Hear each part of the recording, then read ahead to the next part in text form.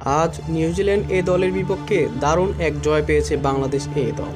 সিরিজের প্রথম ওয়ানডে ম্যাচে নিউজিল্যান্ড এ দলকে 7 উইকেটে বিশাল জয়ে হারিয়েছে বাংলাদেশ এ দল।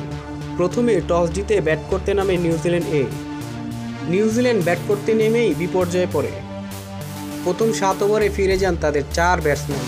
খালেদ আহমেদ ও শরীফুল ইসলাম 4 জন ব্যাটসম্যানকে ফেরান একের পর এক। তাদের কেউই রানের খাতা খুলতে পারেননি।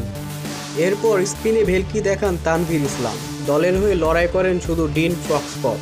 64 বলে করেন 72 রান। নিউজিল্যান্ড কোনো 50 ওভারও খেলতে পারেননি। তাদের ইনিংস থেমে যায় 147 রান। বাংলাদেশ তাদের ইনিংসটা শুরু করেছিল দুরন্তভাবে।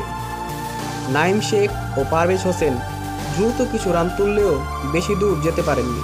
তবে এরপর দায়িত্ব নেন এনামুল হক ও মাহিদুল ইসলাম অঙ্কন। 55 রানে জুটি গড়ে সহজেই ম্যাচ বের করে আনেন তারা। এনামুল হক 45 বলে 38 রান করে আউট হন।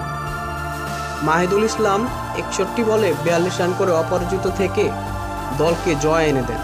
শেষ পর্যন্ত বাংলাদেশ এ দল জয় পায় 7 উইকেটে। এখন বাংলাদেশ সিরিজে এগিয়ে 1-0-তে।